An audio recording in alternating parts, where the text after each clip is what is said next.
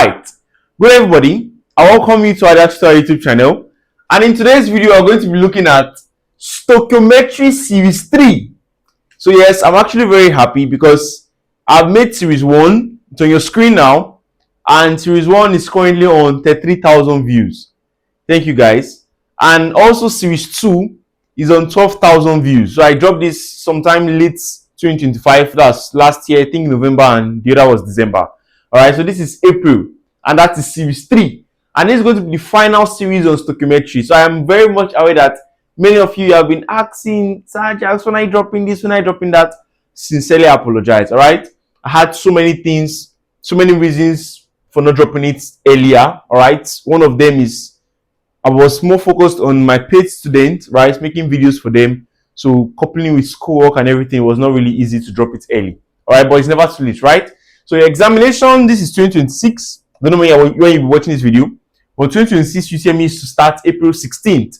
And I will drop this video, give or take, April 6th, right? So just relax. Don't bother yourself. Don't feel too tensed, alright? As long as you have been reading for JAMB, you will pass JAMB. I can assure you that. As long as you've been reading, it might not really seem straightforward now. You might not still be getting the 300 plus you want in your CPT practices. But calm down, you pass JAMB, alright? Now let's get into this video. Stoichiometry Series 3. Now in this Series 3, we're going to be looking at mass-mass relationship, mass-volume relationship. We're going to look at concentration, dilution factor, and limiting reagent. These are the things we're going to be dismantling in this series. And of course, this series is actually going to be long. We're going to be treating 30 JAMB questions. 30. Now, not JAMB necessarily, both JAMB and WAEC, 30 of them. We'll treat every single thing, 30. So, I'm not necessarily going to treat all 30, alright? I'll do some and I'll use my discretion to give you some, alright? So, most of the time, I may just solve halfway, tell you to complete it, put in comment section. So, please and please and please make sure you are participating. That is exactly how you can know stoichiometry. Alright? Good. Now, before we start, let us review or recap what we did in Series 1 and Series 2. Because like I said, this is the final series and it's going to encompass everything together. Alright? Good. So from Series 1, what did I tell you? I gave you formulas for mole. We did mole concepts, right? And I said mole is equal to what? The mass of a substance, right? Divided by what? The molar mass. I also told you that this mole is equal to what? Volume of a substance over what? 22.4. That's volume at STP. 22.4 dm cube, right? And I also told you that, okay, mole is still equal to what? The number of ions, particles, right? Molecules divided by the Avogadro's constant, right? 6.023 times 10 to the power 23. So these are the things we basically did in Series 1. They were just going back and forth, back and forth, back and forth, right? Good. Now, in Series 2, we did relative molecular masses. We did empirical formula, molecular formula, percentage by mass. Okay, so what was happening there was that in Series 2, I told you that, oh, my molecular formula is equal to my empirical formula into bracket what? N. Do you understand? Or you can basically say the molar mass. So the molar mass will be equal to the molar mass of the empirical formula, right? Of empirical formula. Molar what? N. So these two are the same thing. So you use this when you want to get a structure and use this when you want to get the value of N. Do you get that? So that's basically what we did in Series 2. So that is basically all. Now, let's start Series 3. When you want to deal with mass-mass relationship and mass-volume relationship, right? I'll just tell you what you should do, right? There are so many methods to solve this. So if you know this method before now, it's fine. You can just stick what you know. But of course, Ajaks method is usually the best. Do you understand? And it's the fastest. Do you get that? So, anytime you're given a question on stoichiometry, the first thing you need to do is to think of how you can convert that to mole. Yes. To convert it to what? To mole. Now, any question at all, if you're giving mass, make sure you convert it to mole. If you're giving volume, convert it to mole. If you're giving number of ions, particles, electrons, or molecules, convert it to what? Mole. This will help you relate with what? The stoichiometry mole from the balanced chemical equation. Do you understand? So the importance of converting to mole first is so that you can relate with the stoichiometric mole from the balanced chemical reaction. What are stoichiometric mole? For example, you have hydrogen, H2, reacting with oxygen to give what? H2O, water, right? So balance this guy. You put 2 here, right? You put 2 here. This is balanced. Abi now? Good. So what means stoichiometric mole? The stoichiometric mole of hydrogen gas is what? 2. Stoichiometric mole of oxygen is what? 1. Stoichiometric mole of H2O is what? 2. So these are what I mean by stoichiometric mole. So if you are given a question, you first convert to mole. The way you have converted to mole, you can now relate with these things and it's very, very easy for you to solve. Question 1 on our screen now. Now, question 1 says, how many grams of HCl? Are you listening to me? How many grams? We'll write it, don't worry. How many grams of HCl will be required to react with 5 grams of sodium hydroxide? How many grams of HCl will be required to react with 5 grams of sodium hydroxide? First things first, if you're given a full kind of stoichiometry, right, the first things first is to write your equation if you're not given. So they said how many grams of HCl? So we're looking for HCl, the grams of this, right? How many grams of this will be required to react with 5 grams of sodium hydroxide? Are you following? So first of all, let's write our equation.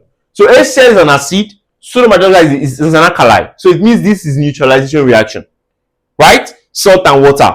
So we know that, okay, when sodium hydroxide is reacting to what? HCl, what is going to form? NaCl, salt, plus H2O, right? So let's balance this. This balance is sodium here, 1. Sodium here is 1. Hydrogen is 1 plus 1, 2. That's 2. So hydrogen is also 2 here. Oxygen is 1, oxygen is 1. Chlorine is 1, chlorine is 1. So it's a balanced reaction, right? So how many grams of HCl? Now, the first step you need to do is this. In stoichiometry, we are going to always be relating 2 things. Listen attentively. Listen attentively. You are always going to be relating 2 things. So always look for the 2 things you are trying to relate. Always look for the 2 case study. In this question now, my case study is HCl and sodium hydroxide. And this is what we're going to relate. I go again. My case study, HCl and what? Sodium hydroxide. That's my case study. So you must always look for the 2 case study present in that question. Then after that, the one that they are giving you, the one they give you value, convert it to mole. So you can relate to this thing. Calm down. Now, which of them gave you value? This guy. So how many grams of this guy will completely react with 5 grams of this guy? So 5 grams of NaCl, sodium hydroxide, NaOH. First of all, let's convert this guy to what? Mole.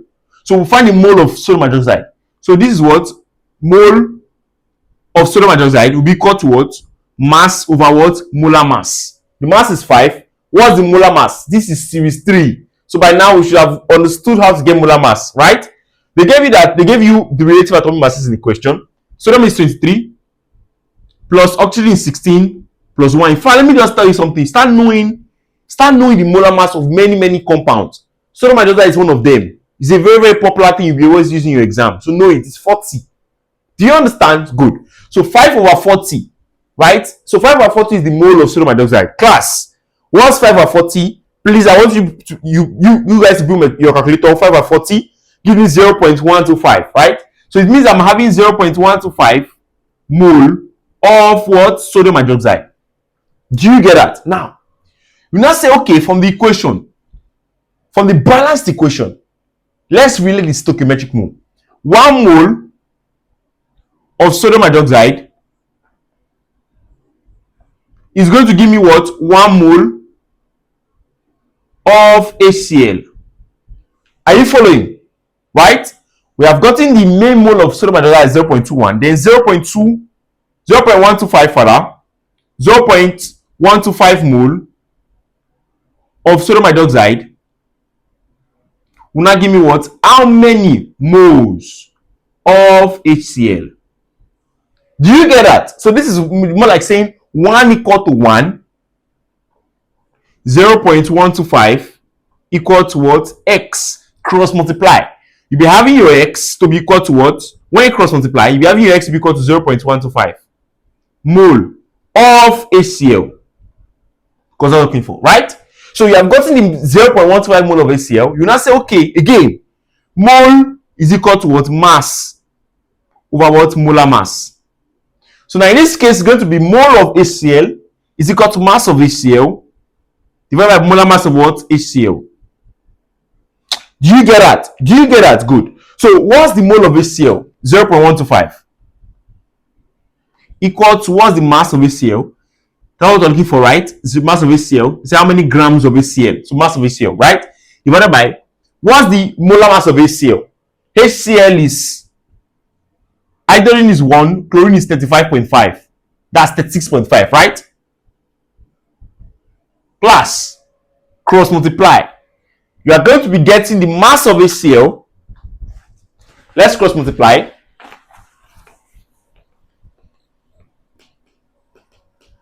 By now, you should have gotten your answer. Abi? So when you cross multiply, you'll be getting your mass of HCl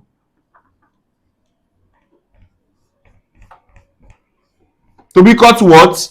36.5 times 0.125. The mass of HCl will be equal to what?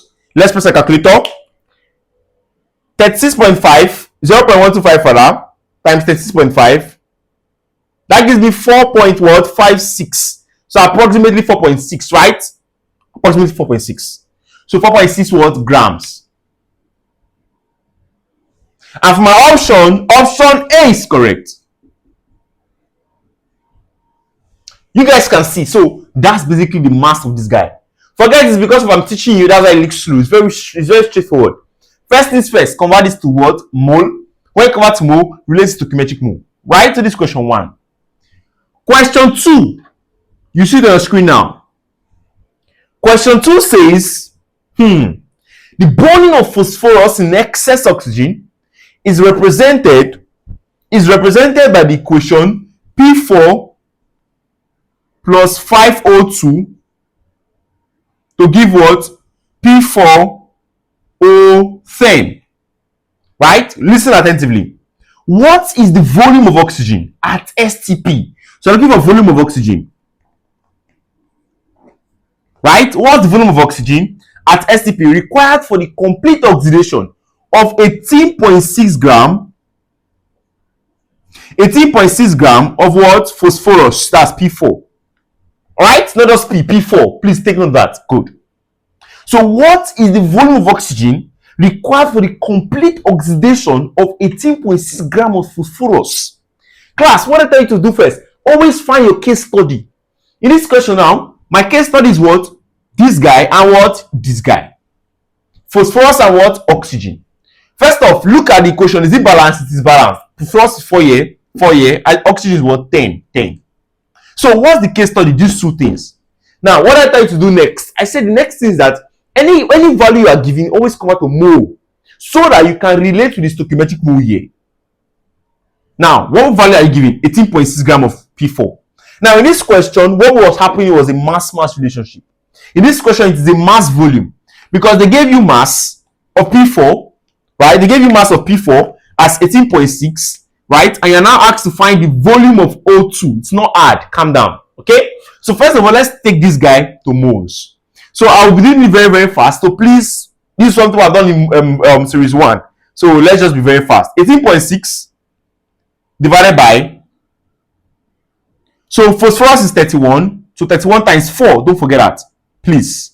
Don't forget that. So divided by what?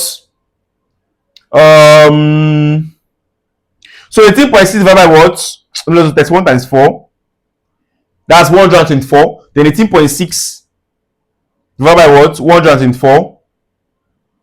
That gives me 0.15. So mole of P4. Are you getting that? So 0.15 mole of what? P4. Now, you have gotten 0.15 mole of P4 as your actual mole from this question. Now, we'll relate to the stoichiometric mole.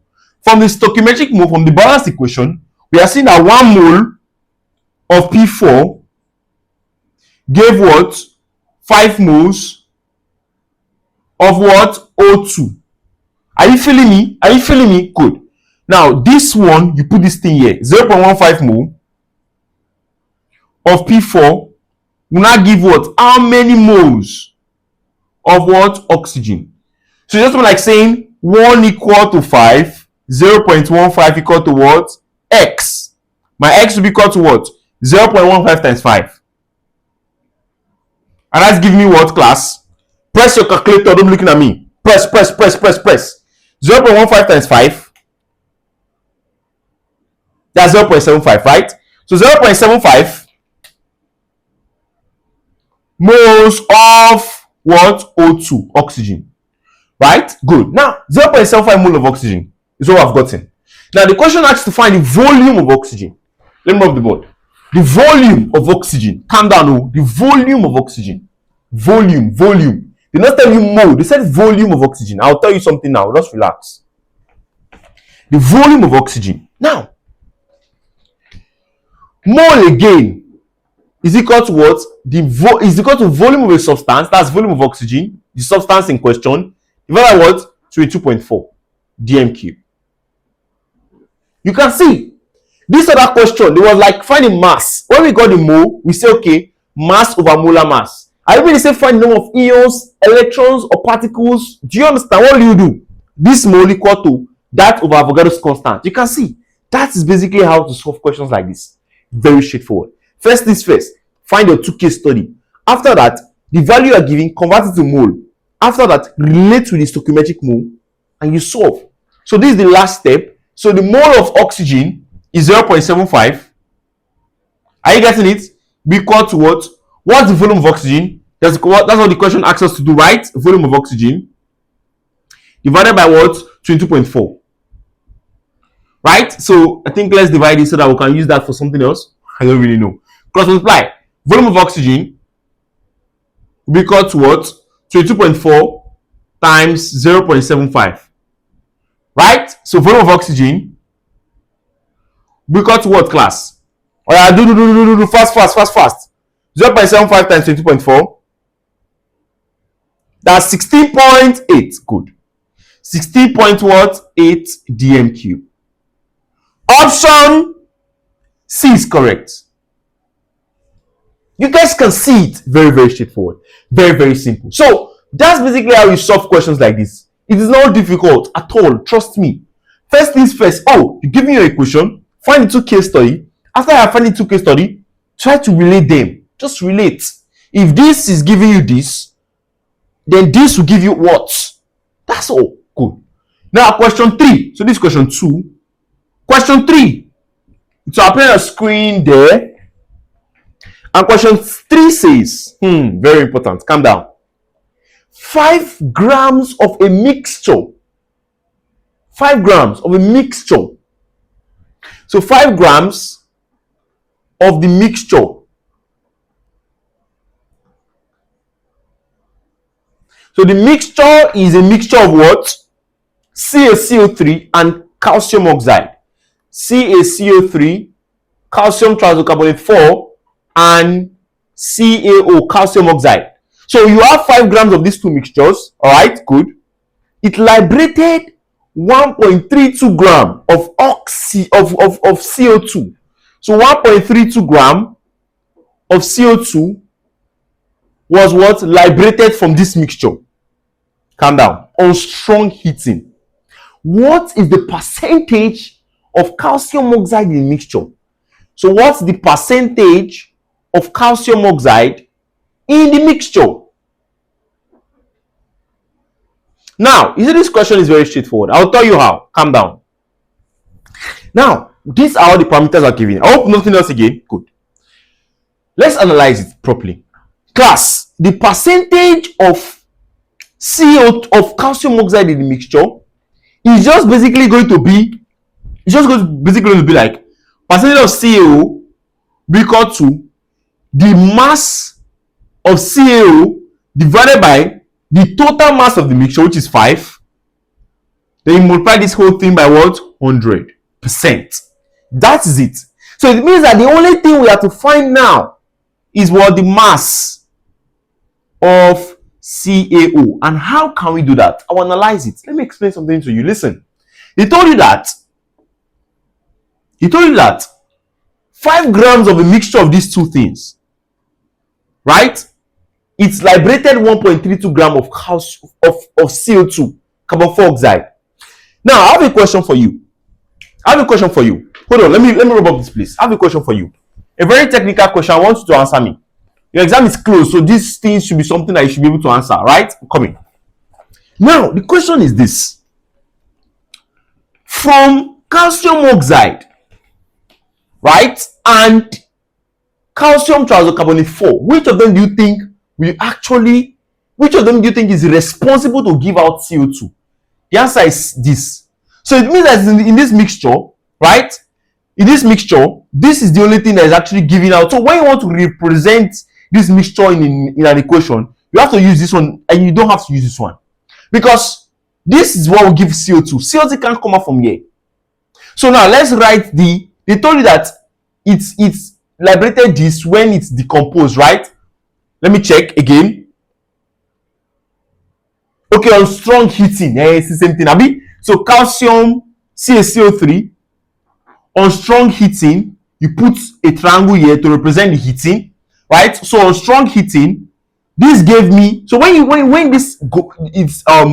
it's decomposed on strong heating, the reaction is going to be calcium oxide plus CO2. Yes, this is it. It's not, the JAMB will not give you this one. It's something you should know in your head. This is the reaction, right? Now let's balance it. Oxygen is 3 balanced. Carbon is 1 balanced. Calcium is 1 balanced. Right? So this is the equation we're working with now. Right? And please don't make this mistake. This thing here is not this one. Oh. This whole thing is this. But I cannot put calcium oxide here because calcium oxide will not give out CO2. So the correct formula to use in this kind of mixture is this one. It's just my example. Let's say you have. Okay, let me just give you what it means. It means that this is it is the dominant compound in this thing. Just like limestone. Limestone is this. This is limestone. Caco 3, right? But limestone still has some other compound in it. But those compounds are not prominent. They're not dominant. So you cannot represent them. This is what you use. Right? Good. Now, the goal is to find the mass of calcium oxide. And to find the mass of calcium oxide, we have to first find the mass of this one. Right? When we find the mass of this one, we now subtract to get the mass of what? Calcium oxide. Good. Now, what are the two case studies? CaCO3 and CO2. I've been now, that's what they give us value for. So they give us that the mass of CO2 is 1.32, right? 1.32 or 13.2. I hate making mistakes when I'm solving. 1.32. So 1.32, the mole of CO2. So mole of CO2 will be equal to what? 1.32 divided by what? 44. You ask me how I got 44. Please, oh, your exam is close. Oh, the molar mass of CO2 is 44. You can calculate by yourself. Okay, good. So it means that the mole of CO2 will now be equal to what? Press it, guys. 1.32 divided by 44. 1.32 is 0.03, right? So 0.03. So this is the mole of what? CO2. Now, from the stoichiometric mole, we are saying that 1 mole of this guy. You don't need to do this in your exam. I'm just teaching you that I'm doing it. 1 mole of CO2, of CaCO3 rather, is going to give me what? 1 mole of CO2. Right?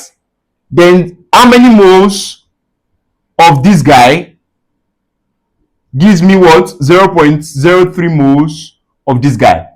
So cross multiply. We're having that this guy is equal to what? 0.03. So 0.03 moles of what? CaCO3. Now, how can we get the mass? The mass will be equal to what? The mole times the molar mass. Abi, mole is mass over molar mass. So mass is mole times molar mass. So it means that the mole that's 0.03 times what's the molar mass of CaCO3? Should know it by 900. Yes. Calcium 40, carbon 12, oxygen 48. Add them up. 100. Class, this gives me what? 3 grams. So it means that out of the mixture of CaCO3 and CaO, we just had 3 grams of what? CaCO3. So it means that since the mixture is of 5 grams, then the mass of CaO will be what? 2 grams. Right? 5 minus 3. Now, if the mass is 2 grams, we'll now come back to what I gave you here. Now, the percentage of mass of CaO will be equal to what? 2 divided by what? 5 times 100. That's all. See? 2 divided by 5 times 100 gives you 40%. So the answer is what? 40%. Yes. That's the percentage by mass of calcium oxide. Option B is correct. You can see it's good. So I hope this is cleared, and I hope we don't have any questions so far. Please, if you have questions, put it in the comment box, okay? But trust me, this is actually very basic. We're getting to bigger guys. Let me move the board. Alright, good. Now, let's look at question 4. So question 4 will appear on our screen now. So moving on with faster. Not faster per se. Like, I mean, all those molar mass will not be calculating it. We'll just be doing it straight, okay? So that we'll not waste our time. You know, we are going to 30 questions. After this video, trust me, you're going to understand 100%. Now, question 4 says, the molality of 2%, the molality, calm down, no go wrong, no. The molality of 2% by weight of aqueous solution of H2SO4, right? So 2% by weight of aqueous solution of what? H2SO4 is, they already give it at the molecular formula, molecular mass rather of H2SO4 is what? 98 grams per mole. That's just for the molality. Now let me tell you something. This video is on mass volume relationship, concentration, dilution factor, and limiting reagent. So when we get to a question like that, I'll give you the formulas you need to know. Now, before I give you what molality is, let me just tell you something about molarity. Molarity. So molarity is basically how you represent concentration. Molarity, they are all ways to represent concentration. When you get to university, we learn something like normality. That's true. So molarity is actually the moles of a solute, the moles of a solute divided by, listen, no, the volume of the solution in dm cube. Very, very important keyword. In what? dm cube. So it means that molarity is represented as what? Moles per what? dm cube. Right? Put this formula in your head now. Put it in your book now. There's another formula again, N equal to CV. This formula we're using it a lot in concentration. So N equal to CV is still the same thing, where N is the number of moles, C is your concentration in moles per dm cube, that's the molarity, and V is the volume in dm cube. So you use this when V is in what? Dm cube. And use this N equal to CV over 1,000 when what? V is in what? Cm cube. Please place your head. I go again. You use N equal to CV when the V is in dm cube, and use N equal to CV over 1,000 when the C is in what? Cm cube. Right? C is your concentration in molarity. So the concentration is in moles per dm cube. That's molarity. Both for this one. Do you get that? Do you understand? You use this when C is in what? When V is in what? Cm cube. You use D when V is in what? Dm cube. Sometimes they might just tell you something like 1 molar of HCl. So it means that my concentration is 1. They say 0.5 m of Na2CO3, right? It means my concentration is what? 0.5. So they might not necessarily say mole per dm cube. They just say m. That's what it means. That's your C. Do you get that? Where n is your number of moles. So this is another formula added to the number of moles I gave you in series 1. Good. Now, when you talk about molality, what's molality? Molality is the moles of your solute, right, divided by the mass, listen oh, the mass in kilogram of your what? Solvent. Of your what? Solvent. Solvent. Good. Now, molality is represented in what? Moles per kilogram. Moles per what? Kilogram. Good. So it means that what's the difference between moles? What's the difference between solute, solvent, and solution? I'll tell you now. Solvent is what is dissolved. Solvent is what is dissolved. Solute is what is dissolved. Solvent is what you use to dissolve the solute. Solution is a mixture of the solvent and the solute. So for example, you have NaCl. NaCl is going to be the solute. It is dissolved in water. Water is the solvent. And both of them, the mixture of that thing is what? The solution. Do you understand? Good. So now, let's go back to the question. It said, what's the molality of 2% by weight of H2SO4? In this case, now, H2SO4 is my what? Solute. Right? But what is going to be the mole of the solute? What's the mole of the solute? Calm down. Calm down. Now, let's take it like this. The question asks you to find the molality. So mole of solute divided by what? Mass of solvent, right? Divided by mass of solvent. First of all, what's the mass of the solute? What's the mole of the solute in this question? 2% by weight of H2SO4. This means that we are having 2 grams. 2 grams, right? 2 grams of H2SO4 as my what? Solute. Are you getting what I'm trying to say? And what will now be my mass of the solvent? Right? The complete solution. Listen, 2% by weight. The complete solution is 100. So the solvent is now going to be 100 minus 2. That's what? 98 grams of H2SO4. Sorry, 98 grams of the solvent. Right? Of the solvent. So 2 grams of the solute. They say 2% by weight of this guy. 2 grams. They say 10% by weight, 10 grams. Do you understand? So then the total solution is 100 because it's expressed in percentage. So 100 minus 2 gives you what? The solvent. Now, molality is the moles of the solute. So the mole of the solute is 2. Right? Since it's H2SO4, it's going to be mass over molar mass. That's 2 over 100. 2 over 98 rather. So this is my mole. Do you get it? Good. What's now the mass of the solvent? They say the mass must be in kilograms. So it's going to be 98 over what? 1,000. Yes. Kilogram. Then can I say, okay, my molality is equal to what? What's the mass of solvent? Of solute? Mass of solute is what?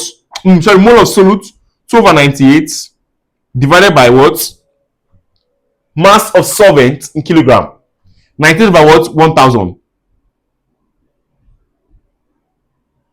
Right? This is what it means. I mean now, we're not doing anything different. So let's say this is equal to what? 2 over 98 times 1,000 over what? 98. Class, molality is equal to what? Do 2,000 divided by 90 times 98. Do 2,000 divided by 98 divided by 98 again. Yeah, 0.208. That's the answer.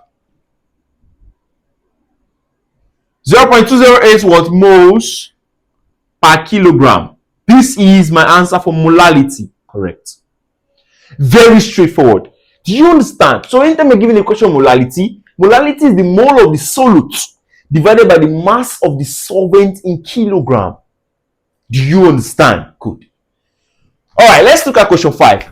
Let me show you this is recording. All right, it's recording. So let's look at question 5 very quickly. Very quickly, question 5. Question 5. I hope you're enjoying this video. Do well to like and share. Don't worry, you guys can share. This video is going to be public. Do well to like and share to your friends that wants to know stoichiometry. Every single thing will be dismantled. Every single thing. All right. This question 4 now. Question 5. So apply on screen now. And question 5 says, in the reaction CaC2 calcium carbide plus hydrogen gas, plus water, right, to give CaOH2, right, plus C2H5, ethyne. So this is ethyne production. Okay, so CaC2 plus water will give CaOH2 plus ethyne.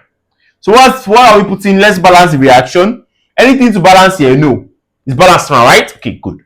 So now the question has said, what's the mass of the solid calcium carbide?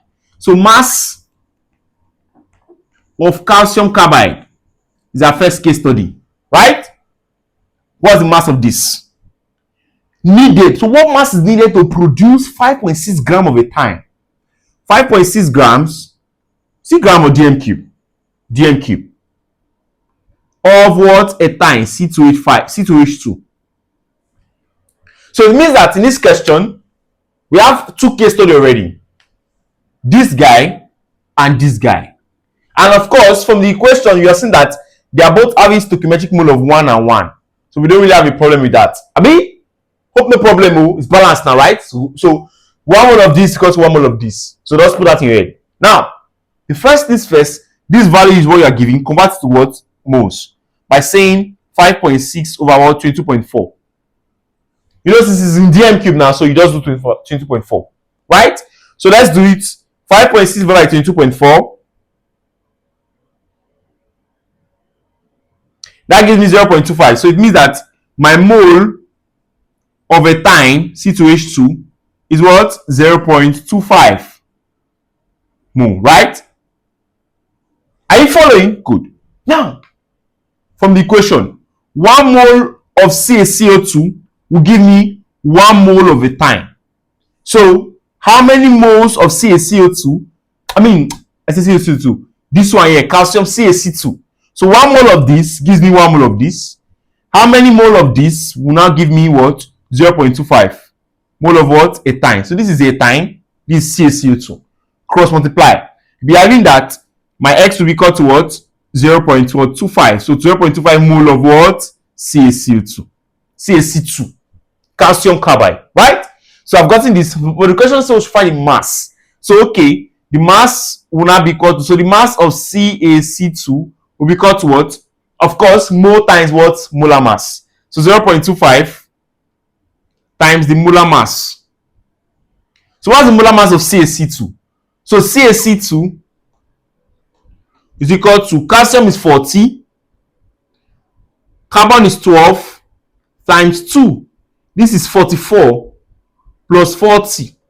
This is what? 84, right? So 84. So it means that the mass of CaC2, they'll call like this. Into bracket what? 84. Everyone press your calculator.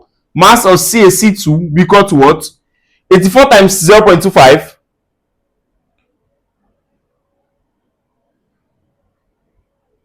Calm down, oh. CaC2. 12 times 2, 24. I said 24, sorry. 24. So that's giving me 64, right? So 64. No, 84, 64. Okay? Press the calculator.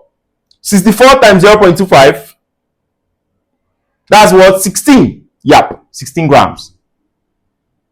So 16 grams of what? CaC2 is the answer. Do you understand? So you can see how it's very simple.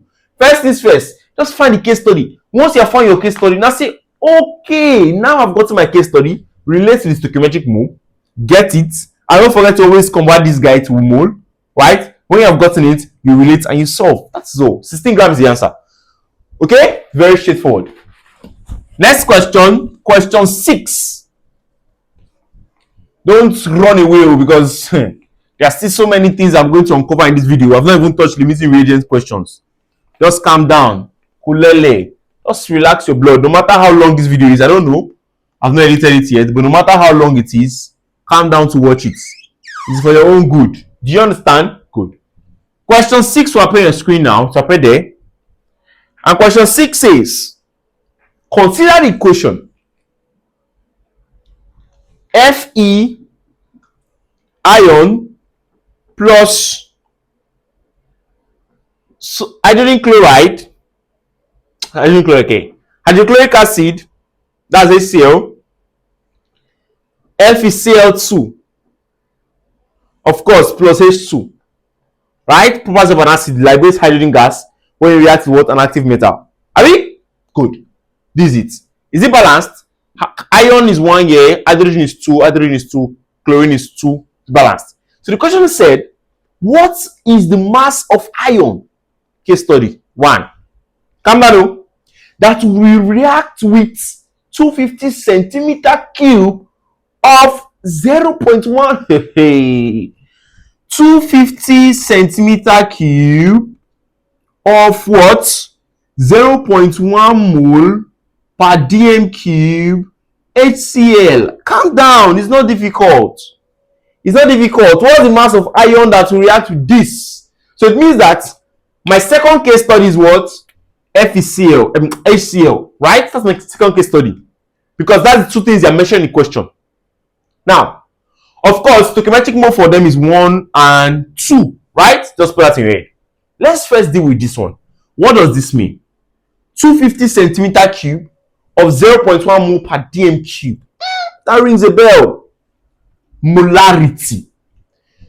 First things first, convert to mole. Always, no matter what they give you. This one now, they give us dm cube. We say, okay, mole is what? Volume over what? Volume at STP. Right? The other one, they'll give us mass. Mass is what? Mass is what? Mole is what? Mass over what? Molar mass. In this one now, we can also get mole. I gave you a formula. I told you that n equal to CV when the V is in dm cube, or n equal to CV over 1000 when the V is in what? Cm cube. Look at it, Cm cube. So we can find a mole from here. So the mole of HCl will be equal to what? The concentration, which is 0.1, multiplied by 250, which is the volume, divided by what? 1000. So it means that my mole of HCl will be equal to what? Oh yeah, press your calculator. Press 0.1 times 250 divided by 1000, 0.025. 0.025 what? Mole. You can see we have gotten it already. So 0.025 mole is the mole of what? HCl. So that's all. So you now bring from the equation again 1 mole of what? Ion is to give 2 moles of HCl. I mean now 1 to 2. Right? How many mole of ion will now give what? 0.025 mole of HCl. Right? Cross multiply. We are having 2x will be equal to what? 0.025. I mean now, you understand how I got 2x? This times this cross multiply. So my x will now be equal to what? 0.025 divided by what? 2. Do you understand? So divided by 2.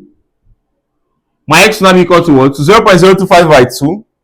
Give me 0.0125. 0.0125 mole, right? Of ion. So this is the mole of ion. I mean now, good. So we can get the mass. Mass of ion, since mole is equal to what? Mass.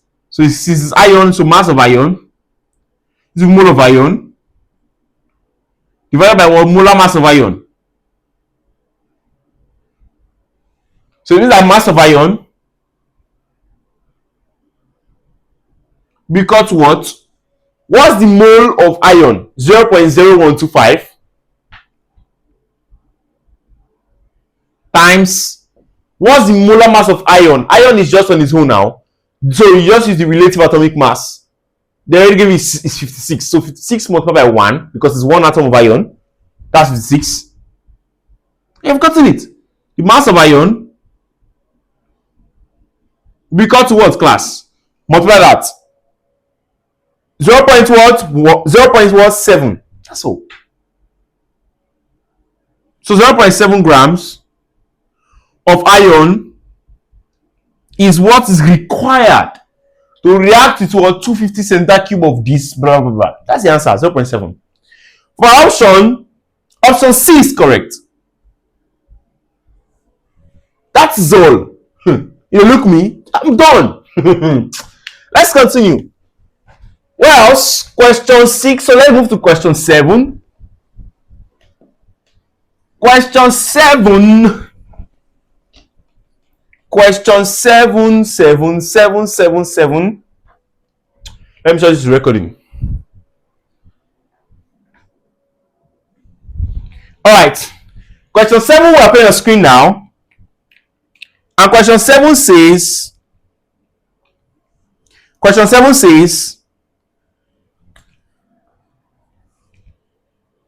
from the equation above, what volume of oxygen at STP? What volume of oxygen at STP is required to burn 100 centimeter cube of butane? Now, many people, hey, waiting with butane, oh. Hey, what is butane, oh? Butane is the fourth member in the alkane series in organic chemistry, right? So 100 centimeter cube of what? Butane. Right? So what's the volume of oxygen required to burn 100 centimeter cube of butane? They already helped you guys to give you the combustion reaction as 2C4H10. So C4H10 is your butane. Put that in your head. C4H10. That's your butane. Do you understand? Plus what? 13O2 to give what? 8CO2 plus what? 10H2O. Now, sometimes JAMB can be wicked. They might not give you this formula. They might not give this equation. So what I want to give you now, put in your head. For every combustion of a hydrocarbon, right, it's giving us CX HY plus X plus Y over 4 O2 to give you XCO2 plus Y over 2 H2O. This is the equation. Alright, you can try it. In this case now, what's my X? My X is 4 and my Y is 10. 10 divided by 2 gives you 10 divided by 2 gives you 5. Calm down. Gives you 5. 5 is meant to be here. I'll tell you why it's 10. Calm down. So 5 is meant to be here. Then what's meant to be here is, so this is 4x. So 4 is meant to be here, but I'm putting 8. Calm down. Now, this place is meant to be 13 over 2, not just 13. Try it. X plus 13 over x is 4 plus 10 over 4. 10 over 4 is 5 over 2. Abi? So 5 over 2 plus 4. See, look. 5 over 2 plus 4. It gives me 2. 5 plus 8. 13 over 2. So it's 13 over 2 they now did here. So they now multiply through by 2. That's why I see that it's 2 here. And this was 8, this was 10. Do you get that? So in case you're not giving in your exam, please put that formula in your head. Okay? This form, put it in your head. I want to clean it now. Alright, let's continue. That's not really our business. That's organic stoichiometry. And I've dished that out for my student already. Okay, so let's continue. So these are the two case studies. Butane and what? Oxygen. Right? So first things first, we have to convert this butane to what? Moles. That's what we have been doing now, Abi. So 100 centimeter cube of butane, mole is what? Volume of a substance over volume at STP.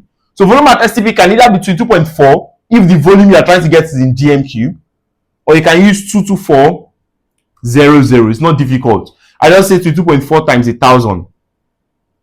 This is 2224. This is 224 over 10 times 1,000. Cancel. 22400. Same thing. Abi? Good.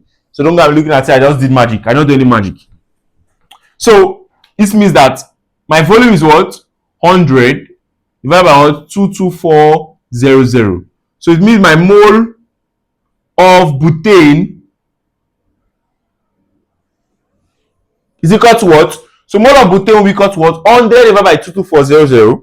Everyone press your calculator. 100 divided by what? 22400. That gives me 0.004. 0.004 0.0045, right? Mole of butane. Now from the equation, we are seeing that 2 moles of butane, so let me just use butane, C4H10, is going to give me what? 30 moles of oxygen, right? That's what the equation is telling us. So we already got that 0.0045 mole of butane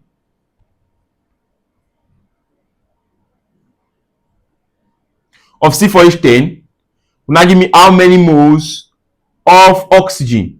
So let's get a mole of oxygen. They will now find the what? Volume. Cross multiply. My X will now be equal to what? So 13 times this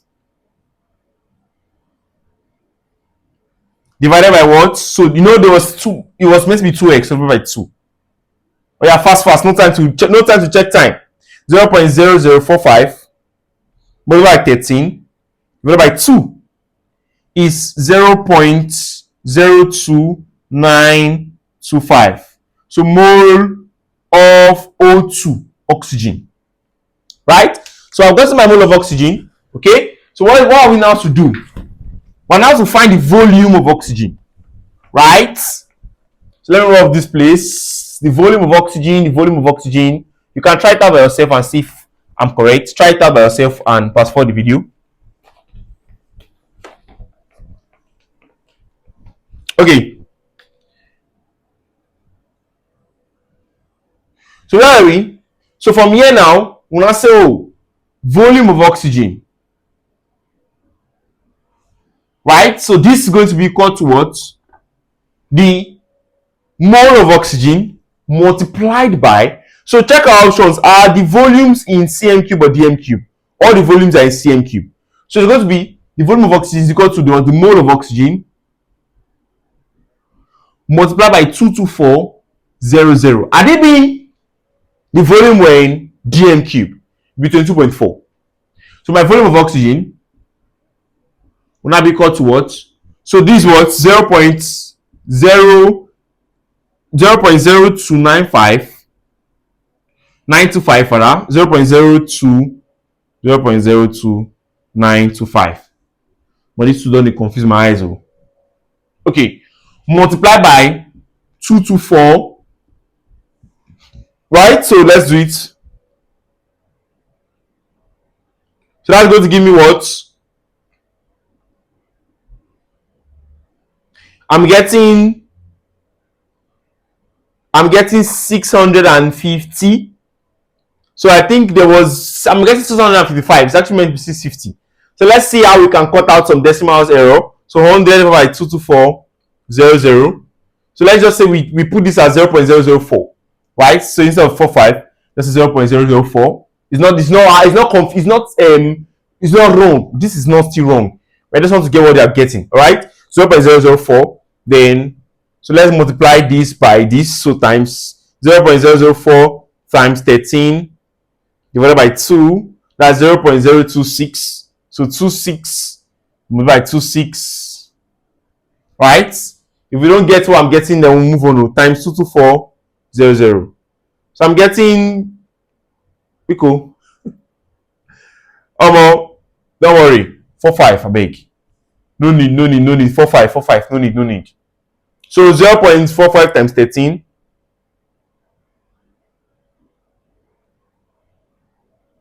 divided by 2. So 0.02925. Well, let's do that. Times 22400. That gives me 655, right? JM cube. So for what I'm getting, I'm seeing 650. So I think that should be the answer now. So volume of oxygen, 655 cm cube, right? So for my options, option B is more correct, right? Option B is correct. That's all. It's not difficult at all. Very, very straightforward. Okay? I think I scratched my eyes. Okay. So let's continue now. Question 8. So I'm playing on screen now. And question 8 says, from the equation, the number of molecules of hydrogen gas produced. Number of what? Molecules of hydrogen gas. You have to put this in your head. H2 produced when 0.50 mole of aluminium reacts completely with excess HCl. I'll tell you that excess HCl very soon. Limiting reagents. I'll explain soon. So don't run away yet. So if you're tired, just pause the video and go and rest. You can come back later, okay? So number of molecules of H2, 0.5 mole of Al. So I think we have gotten our case study, right? So the equation is what? The equation is 2Al plus 6HCl to give me what? 2Al Cl3 plus 3H2. This is the equation, right? That's the equation. Now, let us solve. It's not hard. Calm down, okay? We're going to know of molecules of H2. So it means that no way, Avogadro's constant to come in eventually. So first things first, let's write a mole. From here, what are two case study? The two case study in these questions are hydrogen gas, and what? Aluminium. Forget the mention HCl is not a business. It's the fact, it's an excess. I'll tell you what it means very soon. Get to limiting reagents. Okay? So it means that the stoichiometric mole is 2 to 3. Now 2 to 3. Now 0.5 mole of aluminium, they already helped us to get the mole of aluminium, so we don't have a stress. So let's say 2 of aluminium equal to what? 3 of what? H2. Do you understand? 0.5 mole of aluminium equal to what mole of H2. That's all. So it means that, let me write it here. So it means that what my mole? 2x equal to what? 3 times 0.5. So my x will be equal to what? So this is 1.5 divided by 2. My x will be equal to what? So 1.5 by 2 class. 1.5 by 2. 0.75, right? So 0.75 mole of what? H2. Now you will now say, okay, mole equal to number of molecules of Avogadro's number, right? So the mole of H2. So they told you specifically that find the mole of H2. Now the mole of H2. That's what they said specifically. So what's the mole of H2? So the number of molecules. So molecules of H2 will be equal to the mole of H2 times Avogadro's number. I think this is shaked. Hold on. Okay. So the number of molecules of H2 will be equal to what? The mole 0.75 times Avogadro's number 6.023 times 10 to the power 23. Alright, press the calculator. This give me what? So 0.75 times 6.023 first. Just do 0.75 times 6.023. That gives me 4.5. Right? So 4.5 times 10 raised to the power 23. Molecules. That is all. That is all. That's the answer. Option B is correct. You can see, very, very straightforward. No stress. No stress. That's question 8. Let's look at question 9. So I'm solving questions so that you guys can master properly. Can master it. Or you'll be smiling in your exam. Okay? Question 9 will appear on your screen now. And question 9 says, what volume of oxygen at STP? Volume of oxygen at STP would react with carbon to form carbon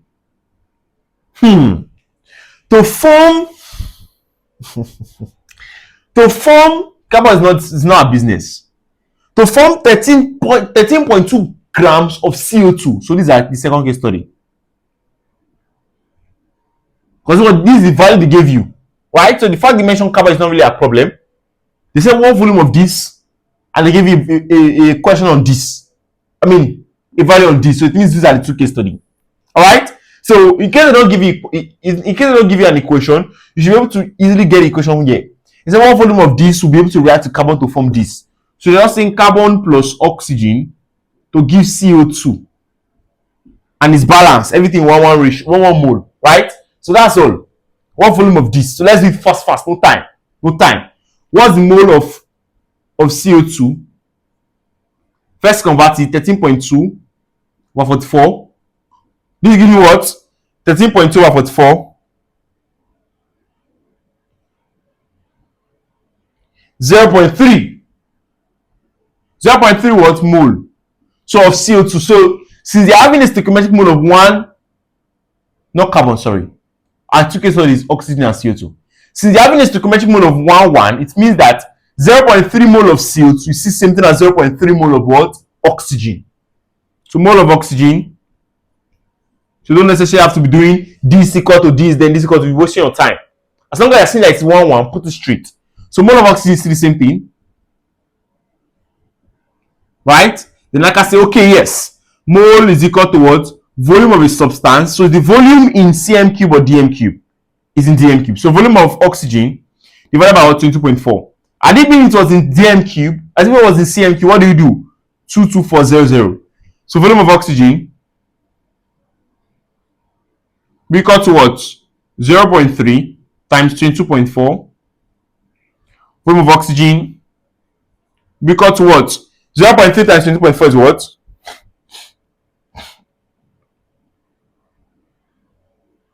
That's 6.72. Yep. dm cube. Option D is correct. Very straightforward. I hope this is clear. Good. Very straightforward. So always just find mole. The way you do that, you're able to relate properly, and yep, your work is easy. Let's look at question 10. Everyone, question 10. We are going to 30. So we are 1/3 into this video. If you say you are tired, think of the person teaching. Think of the person shouting and talking. So you shouldn't be tired though. They're the one writing JAMB. I'm not writing JAMB again. By the grace of God. By this time next year, I'll be wrapping up in university. So I'm almost done with school. So you are the one that's going to enter. So it's not as if that is wicked in you. I'm not wicked in you. 30 questions is what I'm solving in this video, and you must follow me from beginning to the end. Question 10 will appear on screen now. It says, how many grams of hydrogen gas? The grams of hydrogen gas will be evolved when 18 grams of magnesium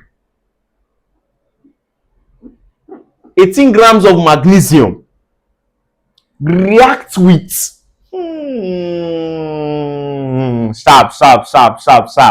react with 200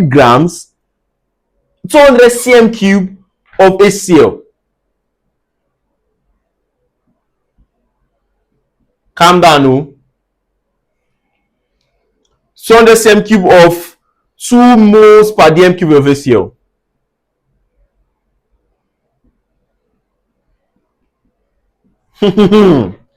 Okay. Now, first of all, let's analyze the question. It's not hard. Calm down.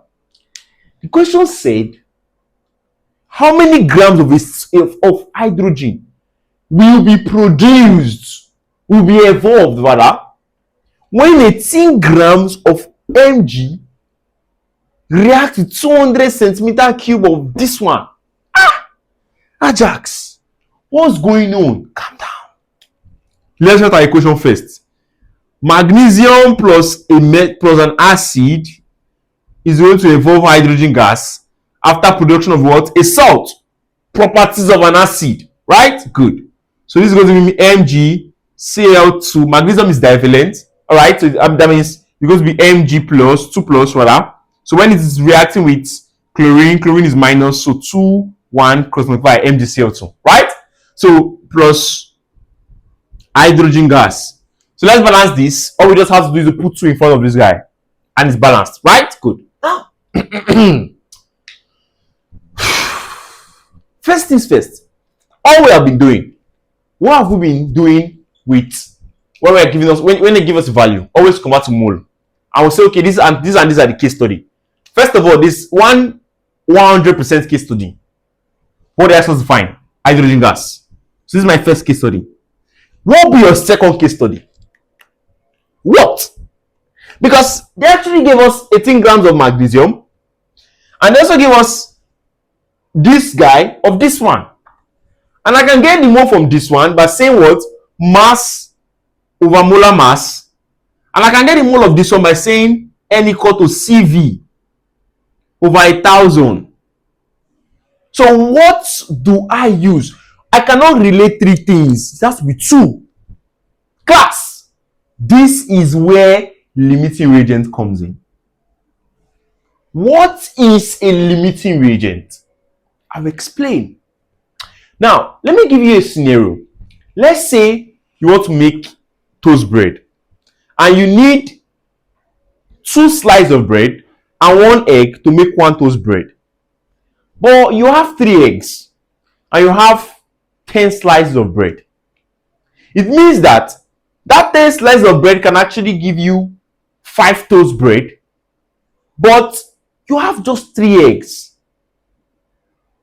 It means that you don't have a choice. You just have to make 3 toast bread, because once the egg finishes, no more toast bread. So if you have used 6 out of the 10, you'll be left with 4 slices of bread, and the bread will be excess. So the bread is in excess, so you eventually might just throw the remaining 4 away and use the 6 with the 3 eggs for toast bread. Calm down. Class, toast bread is the product. That egg that was what the toast bread was dependent on is your limiting reagent. Are you following? The bread that was in excess is the material, it is the reagent that's in excess. Are you getting that? Now, the limiting reagent is that reagent that determines the product of the reaction. So it is what will determine if or if not a reaction will stop. Are you following? So anytime you are given a question, the limiting, as the word implies, reagent, it is a reactant. So don't look at the product. So it is a reactant that determines whether or not the reaction is going to stop. Do you understand? So in this question now, we have to find the limiting reagent. And it is that limiting reagent that will be my second case study. So it is a limiting reagent that you must always use to solve questions. Always. How can you detect the limiting reagent question? Something like this. That you are given 2 values, you are given 2 reactants. Or you are having 3 case studies. They already gave you that. Oh, find mass of hydrogen. What's now the business with them giving you this one and this one? I didn't mean they gave you this one and they don't give you anything on ACL. We won't be having this conversation. I'll just be solving. But because they're giving you two reactants, you have to find the reactant that determine this hydrogen formed, the limiting reagent. Class, write this down. The limiting reagent is equal to the reactant with the least active mole. The least what? Active mole. What is active mole, class? Active mole is equal to the theoretical mole, or the, let's say, active mole is equal to the mole divided by the stoichiometric coefficient. Stoichiometric what? Coefficient. Or stoichiometric mole, anyone. Right? Do you understand? Now, the limiting reagent is the reagent with the least active mole. So forget the toast bread and sandwich. I know many of you are hungry now. Forget the toast bread, egg, and remaining bread, right? I've been saying. You might not necessarily, it's impossible for you to see a reactant and say, okay, this one is the one in excess, this is the one in this is the one in excess, and this is what I will determine the product. No, it's impossible. So we use this formula. The mole over the stoichiometric coefficient or stoichiometric mole. The one that is the smallest, the least, is my limiting reagent. So anytime you get questions like this, where you're having two reactants and they're still asking you to find products, then you have to just find the limiting reagent. The moment you're seeing 3 cases instead of 2 case study, that's when problem comes in. Okay, good. Now let's start. Let's start with magnesium. Let's find the active mole of magnesium. So active mole AM of magnesium will be equal to, first off, what's the mole of magnesium?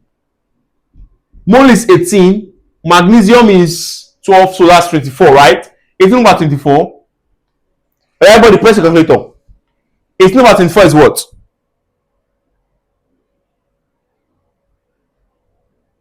.75, right? So 0.75 mole of magnesium, right? So for this one now, okay, let's just continue so we'll not stress you guys. So active mole is 0.75 divided by, what's the stoichiometric mole? The stoichiometric coefficient 1. This one is 2, so 1. So it means that my active mole of magnesium is what? 0.75 mole. Are we now? Good. Now, let's look for others.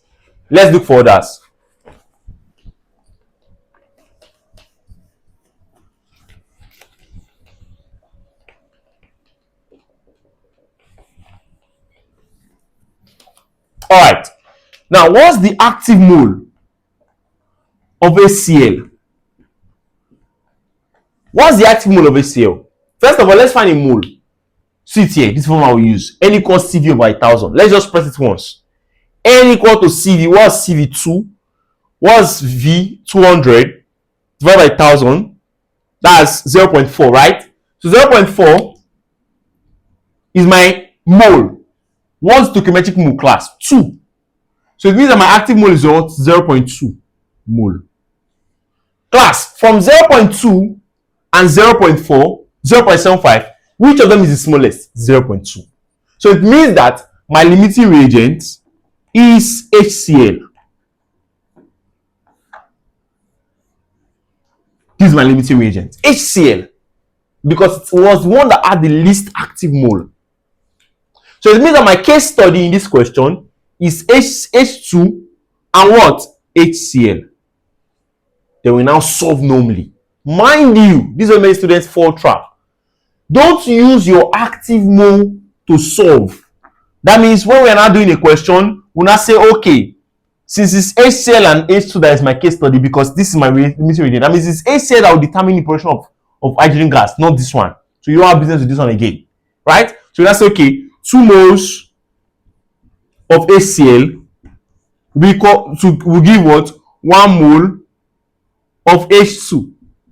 You now can say 0.2 mole of HCl. No, this 0.2 is the active mole. It was just used to determine the limiting reagent. you have to use the main mole. The main mole was 0.4 that we got from this thing. Do you understand? Good. So 0.4 mole of HCl will now give what? X mole of H2. So from there, we'll now say, okay, 2x equal to what? 0.4. X is what? 0.2 mole of HCl, hydrogen gas. Do you understand? So the mass of hydrogen gas, because they asked us to find the grams, will be equal to what? The mole times molar mass. So mass of hydrogen gas, 0.2 times, hydrogen is 2 times 1, that's 2. 0.4 grams is the answer. Correct. No stress. So you guys can see 0.4 grams is the answer. Option A is correct. Yeah, option A is correct. So you guys, it's very simple, trust me. I want to clean the board now so that it doesn't look dirty. So it's very simple. First things first, when you are seeing you are giving 3 case studies, then it means that you have to find the real reactant that will determine the product. But they don't tell you anything, or they just tell you that, okay, this was in excess. And if they tell you that this was in excess directly, you don't need to find limiting reagent. Because since this is in excess, it means that this is the limiting reagent. Don't forget, the bread was in excess, that's why the egg is the limiting reagent. That's why the egg is what determines the numbers of toast bread you can make. You want me to ask you, why did you just make 3? Mommy, there was no much egg. The egg was not much. Do you understand? But the bread is plenty. So the one that is not much is what will determine the product formed. You, as I'm looking at you now, it's like if you want shawarma. Abi? But they may not necessarily be money in your account for the shawarma. So the money is what will determine whether you eat the shawarma. Do you understand? As I'm like this now, I want a Lamborghini, but I don't have money for it. So me not having money for the Lamborghini is what is going to determine whether I'm going to buy it or not. So my money is the limiting reagent. Do you understand? Good. Let me move off the board fast. Alright, so I hope this is cleared, and I hope so far so good. We have been enjoying lectures. Alright, so in case you guys are wondering who is this guy teaching, my name is CEO Ajaks Tutorials. I'm Ajaks, CEO founder Ajaks Tutorials, Nigeria's online best tutorial, and I welcome you again to Stoichiometry series 3.0. So like I said, my 1.0 is on 33,000 views. I'm very happy. My 2.0 is on 12,000 views. I hope this will also do very well. Do you understand? So make sure you share it to your friends that want to learn stoichiometry, and I can assure you they are going to thank you for it. Let's continue. Question 11. Now, question 11 says, so up on your screen now, how much zinc, listen attentively, how much zinc is left undissolved? Undissolved.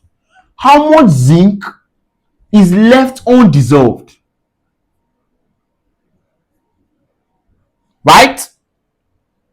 If 5 grams of zinc is treated, 5 grams of zinc is treated with 50 centimeter cube of 0.5 mole per dm cube of what? H2SO4. How much zinc will be left undissolved? Let's analyze this question. Think of it. You have zinc that was placed in an acid, and you told that the total number of zinc is 5, but since they're asking for the one that will be undissolved, it means that some zinc did not escape, did not form salt and escape as hydrogen gas, right? Not escape as hydrogen gas. Some zinc did not form salt, then hydrogen gas will be evolved, right? It means some zinc was left in the solution, right? It means that we just have to find the number of zinc that was dissolved, then we can subtract it from this, then we'll get this. I go again. We should just find the number of zinc that actually reacted with H2SO4. The number of zinc that actually reacted with H2SO4. When we get the number of zinc that actually reacted with H2SO4, right, it will now be the number of zinc that was dissolved. Then we will now subtract it from the total number of zinc to get the one that was what? Undissolved. Do you understand? Good. Now, let's write this equation. So zinc plus H2SO4 is going to give me what? ZnSO4 plus hydrogen gas. Right? I think everything is balanced now. It's balanced. Okay? So this is just 1:1 ratio. So in the case study, this next place now, our case study is what? Zinc and H2SO4. So 1:1. Do you understand? Good. So in case you might ask, Ajaks, they're giving us 2 reagents. Calm down. It can work. It can work. Do you get it? And it even makes sense because in this case now, it means zinc was in excess, because for it to not dissolve, it means it was in excess. So it means H2SO4 is my limiting reagent. But they did not trust any of that, and we don't need to start finding it because it is 2 cases, so we are good. Okay? Now, 1:1. That's the stoichiometric mole ratio. So we have to find, since we're looking for the mass of this, forget they gave you this one. This one is the mass of zinc, the total. We cannot use it because it is the excess. This is the limiting reagent. That's what I was trying to tell you. This is the one that determines the product. So we have to use this one because they won't give us. So the fact that they give us this doesn't mean we should use it. This is the excess. Not everything was used up, so we can't use it. So what's the mole of H2SO4? So mole of H2SO4 will be what? N equal to what? CV over 1,000. That's what? 0.5 times 50 divided by what? 1,000. Right? So what is going to be N? So the mole of H2SO4 will be equal to what? 0.5 times 50 divided by 1,000. That's what? 0.025. Abi? Moles of H2SO4. Do you understand? Good. Now, what else?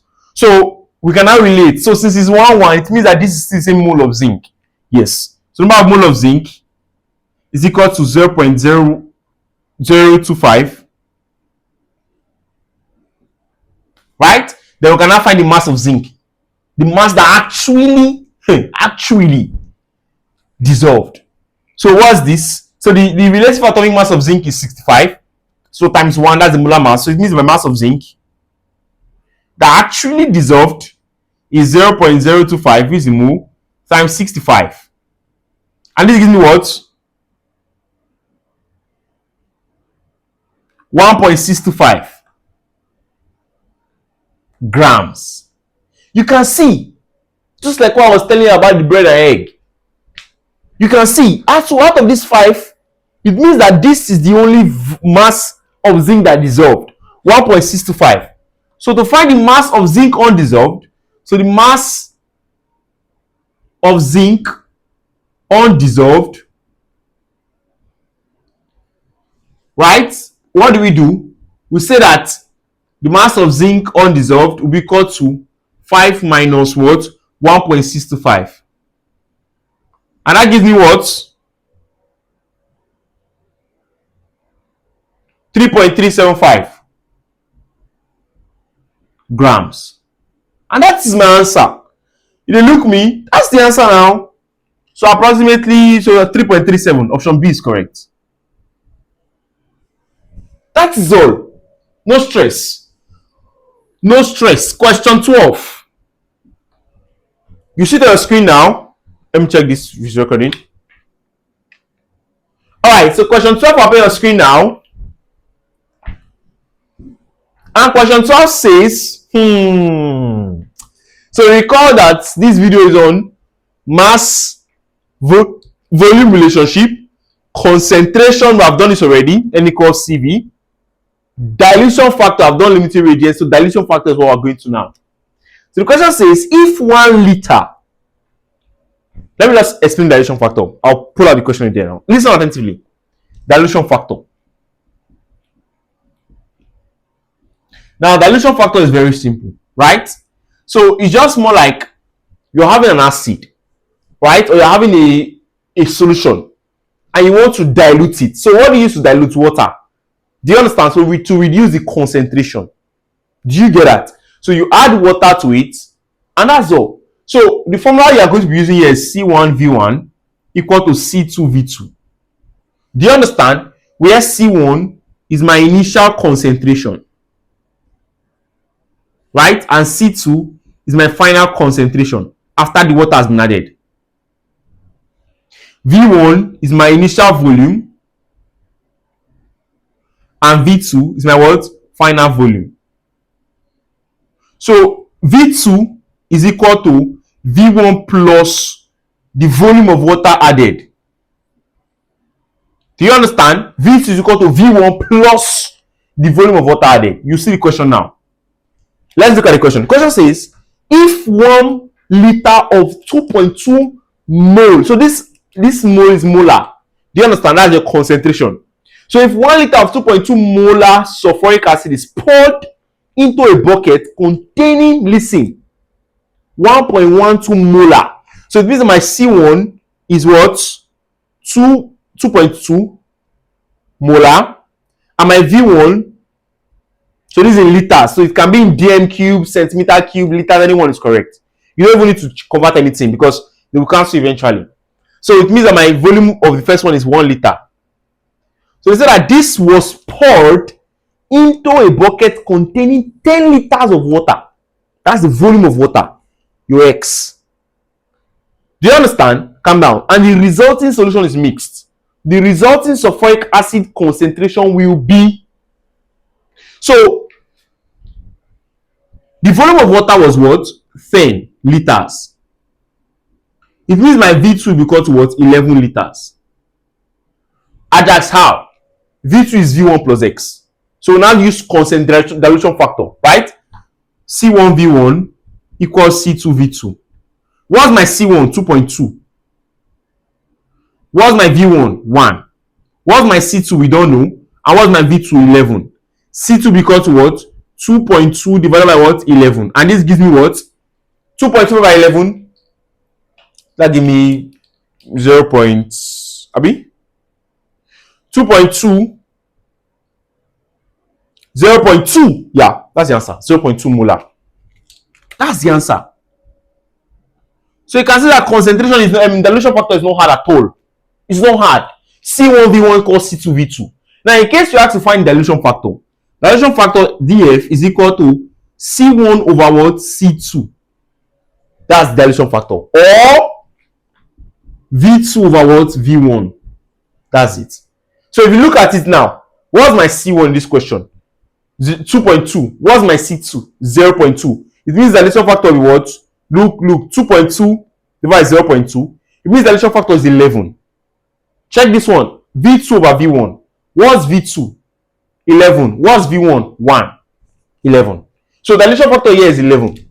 It means that it was 11 times reduced in concentration because it was 11 times increased in volume. That is dilution factor. Do you get that? Good. That's question 12. All right? Good. Now let's look at question 13.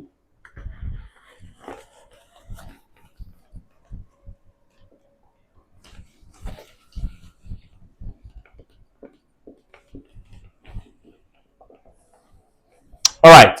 Question 13 will appear on screen now.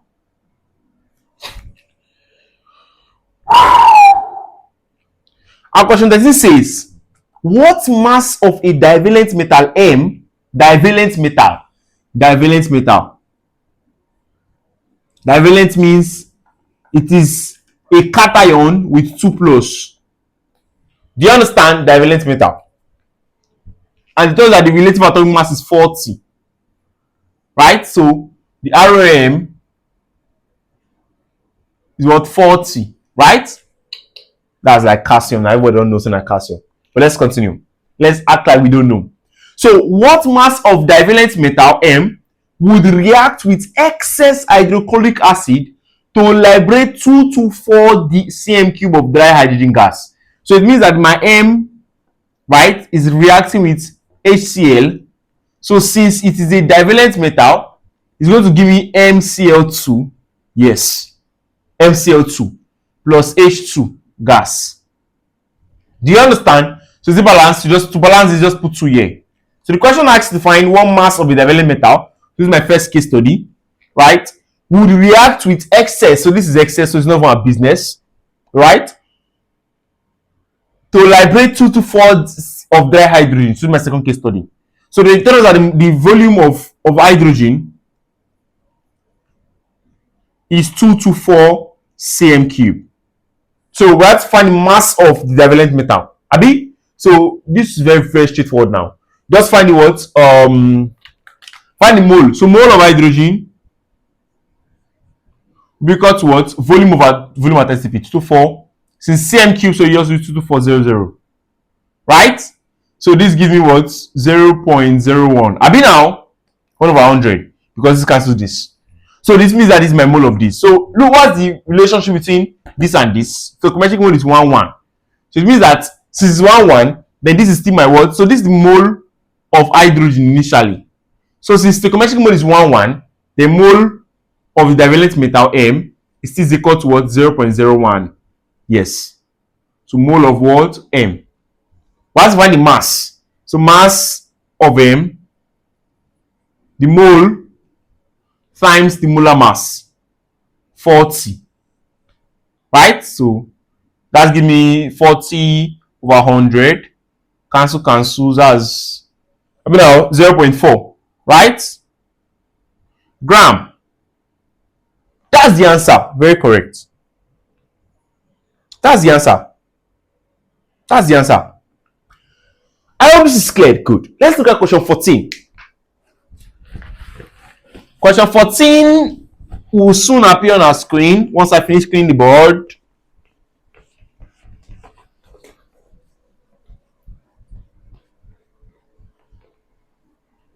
Okay, let me show this is recording.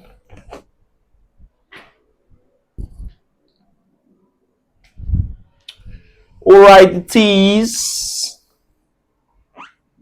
Question 14 will appear on our screen now. And question 14 says, how much magnesium is required to react with how much magnesium? How much? Look at your options, all of them are in masses. So mass of magnesium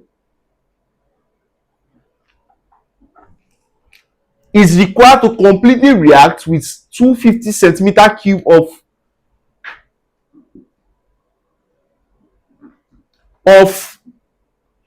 0.5 molar HCl. 0.5 molar HCl. Do you understand? So you always have to write the reaction for this guy. All right. So how much magnesium will react to this one? Right. So what is the reaction? Mg plus, we have written this already many times. MgCl2 plus H2. Right. I mean, now think it's balanced. It's balanced, right? Good. So let's find the mole of this one fast. N equal to Cv over 1000. Yeah, press it. 250 times 0.5 over 1000.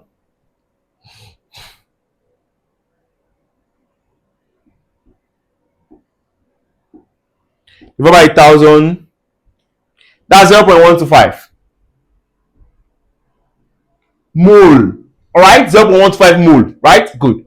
So it means that we're having 1 mole of this and 2 mole of this. Okay? So let's say 1 mole of magnesium is giving me 2 moles of HCl. I mean now, so what's mole of magnesium? Correctly for the mass of magnesium. So X mole is equal to what? 0.125 mole of HCl. Cross multiply. Minus will be equal to this divided by 2. Right? 0.15 divided by 2. That's 0.0625 moles of magnesium. Okay? So my mass of magnesium will now be equal to what? Mole times molar mass. Magnesium is 24. I mean now,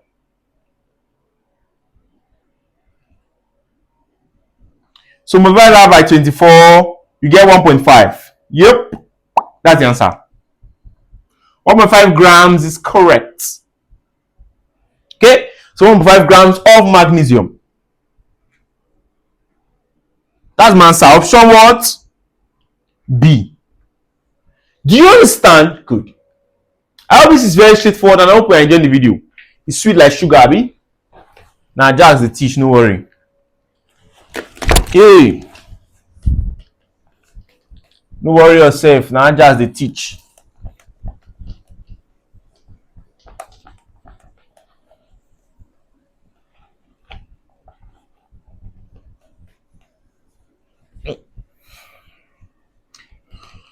Okay, this video is long.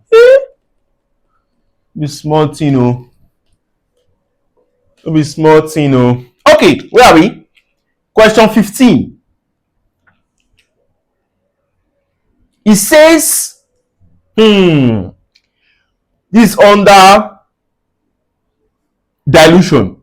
It says 10 dm cube of water was added. My X, 10 dm cube of water,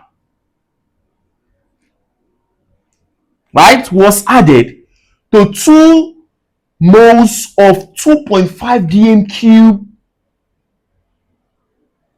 was added to 2 moles of 2.5 dm cube solution of ACl. What's the consent? Okay, sorry, I thought it was C2.5 dm cube too. So my C1 is 2 moles per dm cube, right? My V1 is what? 2.5 dm cube, right? So it means that my V2 will now be 2.5 plus 10, that's 12.5. If you ask me how I got 2.5 plus 10, I can bite you. I've told you that V2 is what? V1 plus X. So I give about C2. So I'm saying C1 V1 equal to C2 V2, right? What's my C1? 2. What's my V1? 2.5. What's my C2? We don't know. What's my V2? What's V2? 12.5. So C2 be equal to what? 2 times 2.5 divided by 12.5. So my second concentration, that's the final concentration, will be equal to what? 2 times 2.5 divided by what? 12.5. That's 0.4 moles per dm cube. So you can write this like this, or you can say moles per dm cube. So anyone is correct. Okay, good. All right, where are we? Question 16. You're going to see question 16 on your screen now.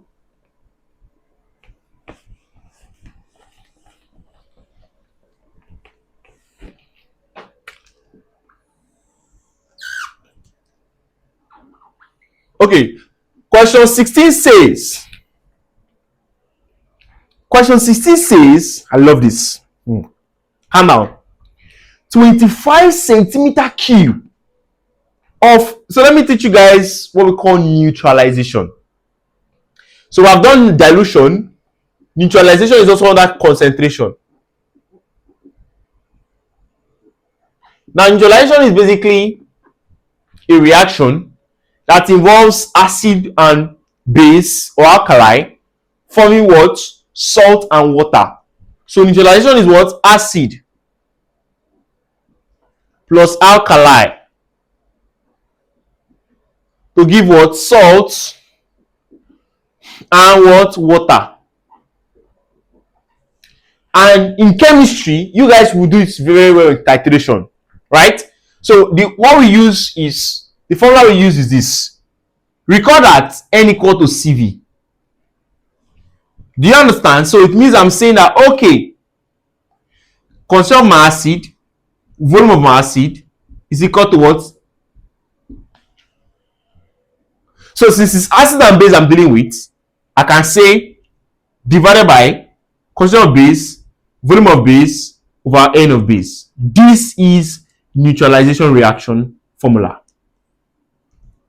You need it a lot. You use it a lot in your stoichiometry, in your titration in chemistry. Yes, your experimental chemistry. So this should be in your head. CAV over CBVB equal N over NB. Alright? Of course, C is the volume of is the concentration of the acid. Base, I need to write that. No need now. I beg. Just do it. C is what? Concentration of the what? Of acid in mole per dm cube. CB is what? Concentration of what? Base of alkali in mole per dm cube. VA, volume of acid. VB, volume of base. Na is the stoichiometric mole of acid. Stoichiometric mole, I not say mole, stoichiometric mole. And NB is stoichiometric mole of base. Let me change to base now. For people start saying, sir, which one is base? Which one is alkali? You understand? Good. So stoichiometric mole is all these things that are here. All these things are here. So this is my Na and this is my NB. So NB, Na. Do you understand? Good. Okay. Alright, let's go back to the question. Now question 16 says 25, I'm opening up this board, 25 centimeter cube of 0.02 molar KOH. When you are seeing hydroxide, OH, just know it is what? An alkali. Okay? So 25 centimeter cube of 0.02 OH, KOH, neutralized, they'll tell you. So let's write it out. 25 centimeter cube of 0.02 molar KOH, right? Neutralized 0.3 grams, 0.03 grams of a monobasic acid. Monobasic organic acid. Alright? General formula CnH2n plus 1 COOH. And the question says the molecular formula is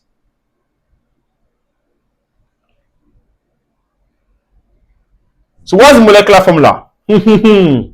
Now, let me move off the board here. Then let's dismantle this question. Alright, please pay attention. 25 centimeter cube of that KOH, alright,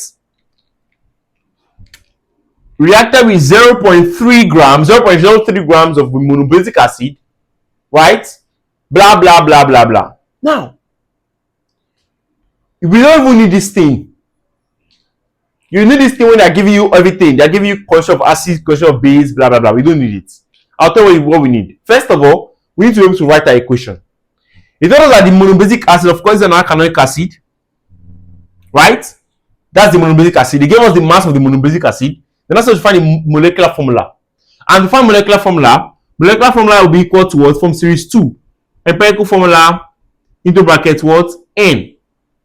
And they already gave us the empirical formula. They said this is general formula here. So this is my empirical formula. So we just need to find the N to plug it in. And I'll tell you how. Okay? Good. Now, let's write the equation. First of all, KOH plus the acid Cn H2n plus 1 COOH to give, it's meant to be salt and water. So in this salt now, first of all, let's remove water from this thing.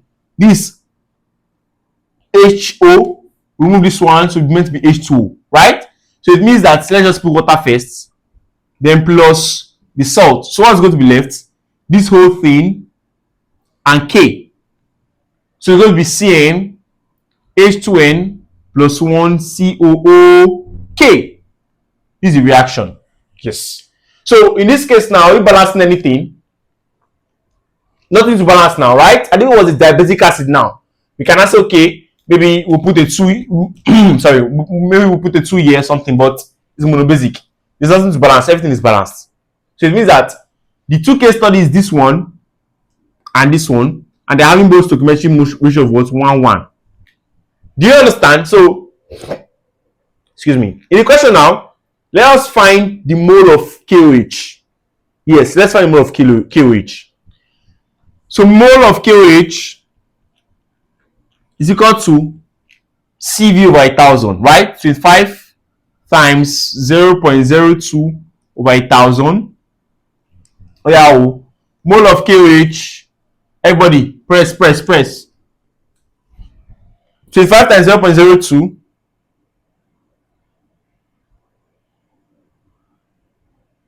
divided by 1,000. Oh, that's 25, not 250. 25. Abi? So divided by 1,000 give me 0.0005. Right?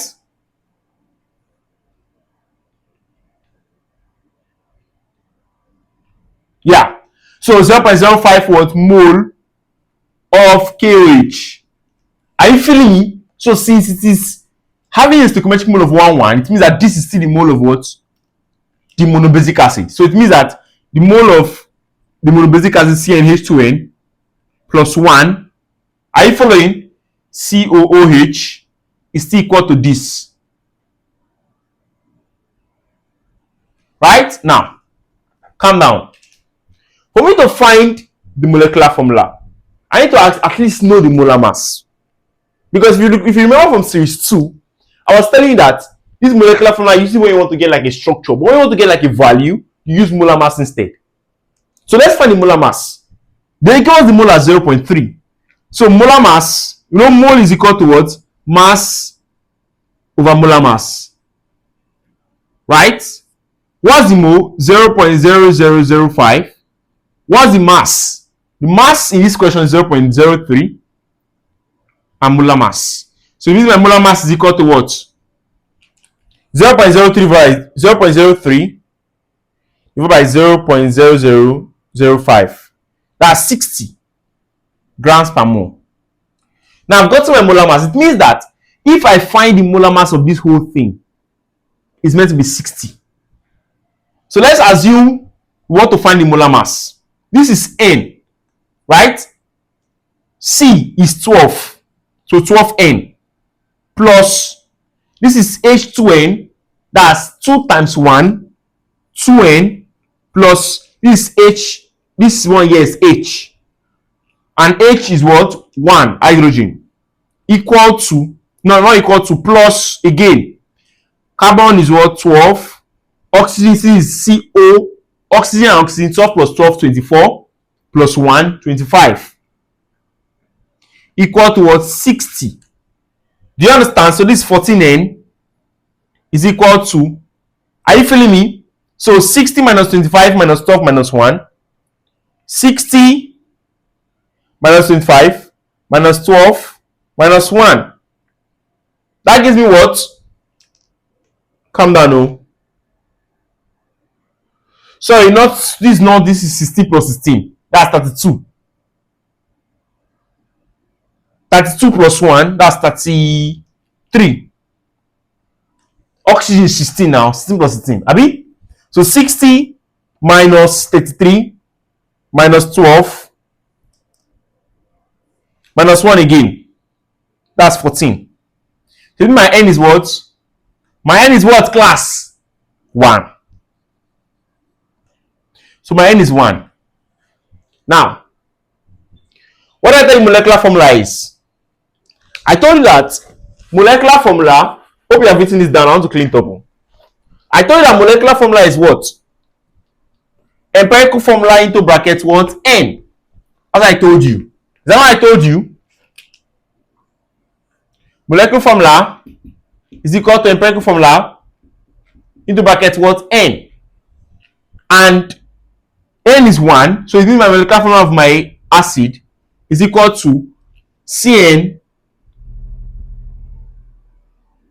COOH. So my N is 1 in this case now, right? So molecular formula is what? CH 2 times 1 is 2 plus 1 is 3. COOH. Of course, this is the answer. Actually, it is ethanoic acid. Ethanoic what? Acid. Let's look at our options.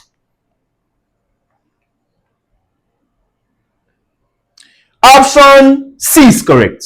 Yeah, that's the answer. No stress. Good. This question 16, Abi.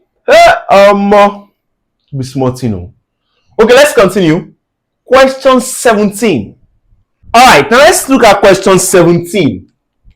So from now on, we are going to be faster than before. Okay, we are now big boys and big girls, right? So no wasting of time. Question 17 says, what volume of water must be added? What volume of water must be added? So what volume of water must be added? That's my X, right? This is dilution now.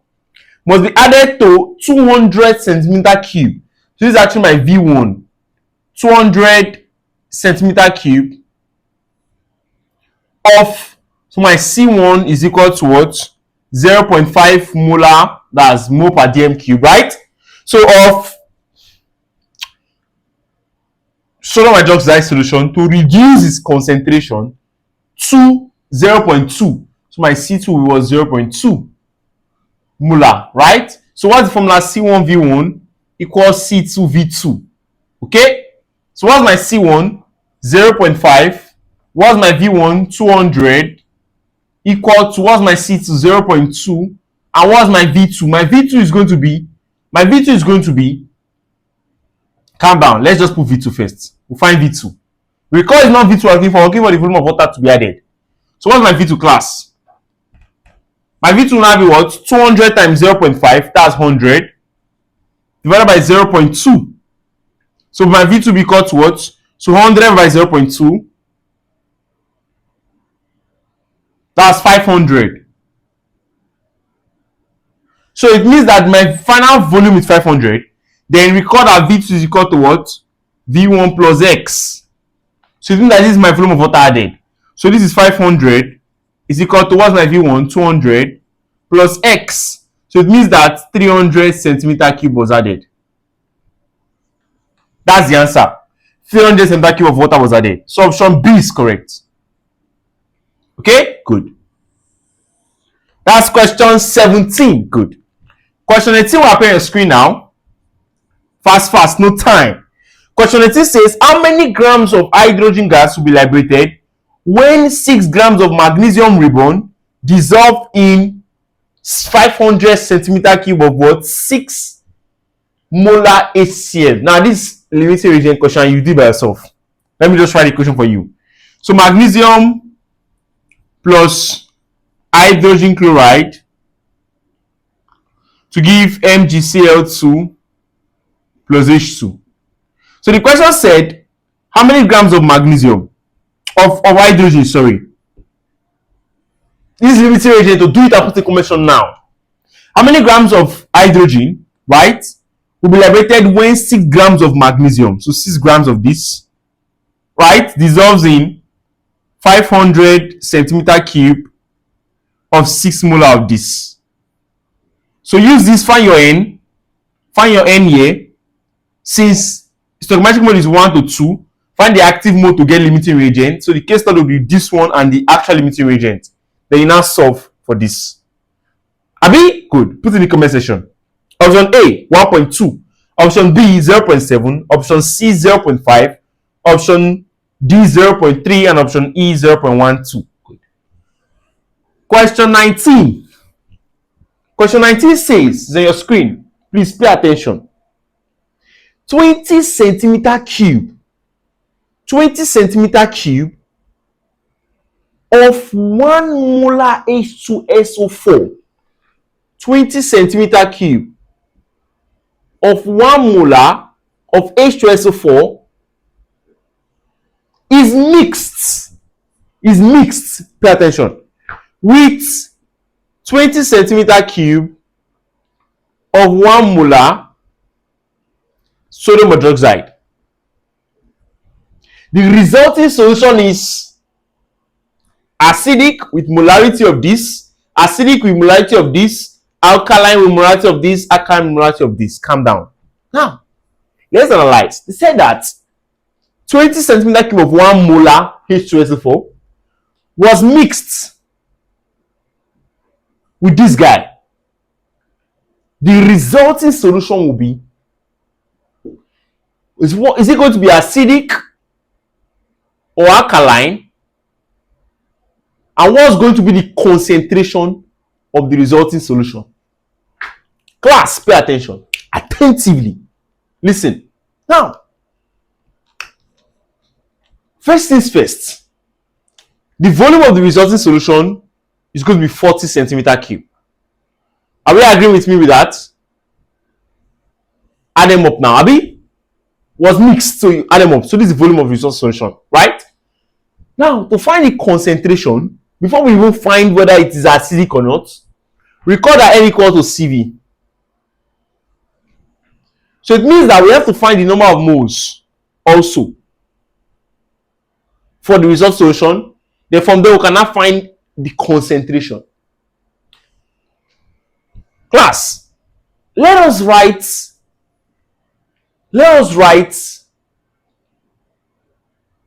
the reaction here. Are you feeling me? Now, H2SO4 and Na2, NaOH, when they react, how is it going to be like?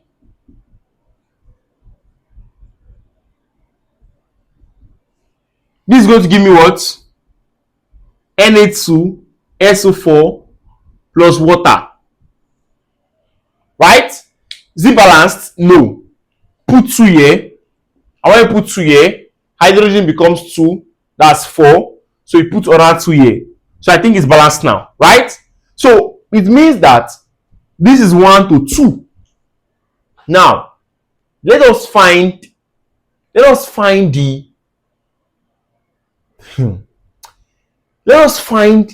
the number of moles here and number of moles here. The addition of them is what will give us this thing. Just like how the addition of them gave us volume as 40. Then we can get the concentration. Then after that, we now know, is the reaction acidic or alkaline? I'll tell you how to know. Right? So let's find the number of moles here. N equal to CV. Do you understand? So N equal to CV by 1000, so because it's in what? Cm cube. So this is for the acid, right? We'll do for base. CV by 1002. What's C? 1 times 20 divided by 1000. Right? 1 times 20 again divided by 1000. Do you understand? So what are we doing? Let me show that this thing is, I'm getting my correct values. Okay, my correct values are there. I'm trying to see, hope I'm not missing anything. CAVA, NA, MB. Okay, it's correct. It's correct. So let's continue. So this gives me what? 20 by 1000 is what? Class, 20 by 1000 is what?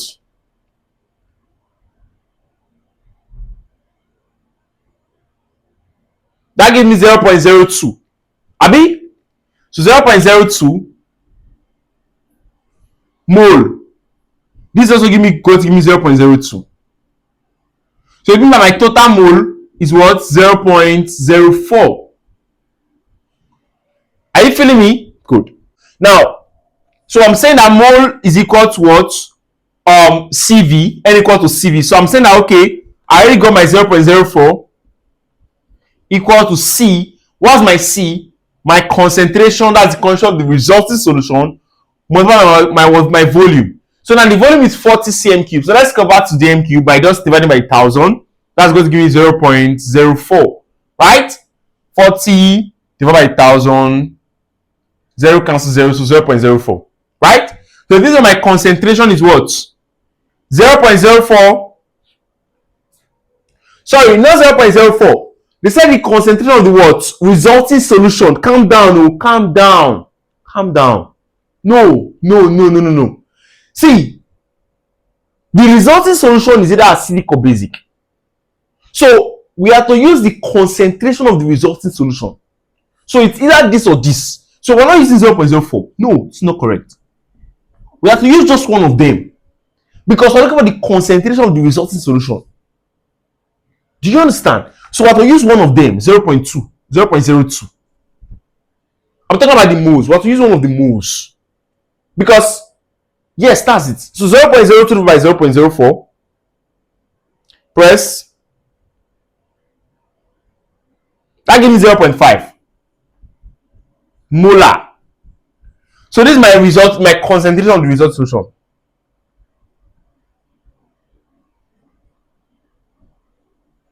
Now, is the solution acidic or basic? This is how to know. Just like I was telling you guys on limiting reagent, that it is the substance that will be used up. So the remaining one will be the one in excess. So if these two react, the excess one will be what will be remaining. And that will be the resulting solution, whether it is acidic or basic.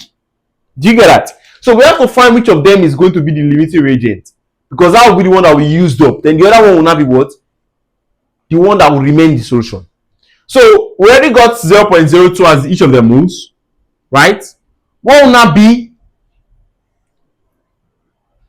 the active mole? For the acid, I'm dividing by 1. For the base, I'm dividing by 2.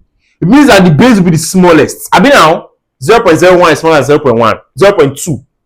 0.01 is smaller than 0.02. So it means the base will be the smallest. That's my limiting reagent. It means that this is my what? The one in excess.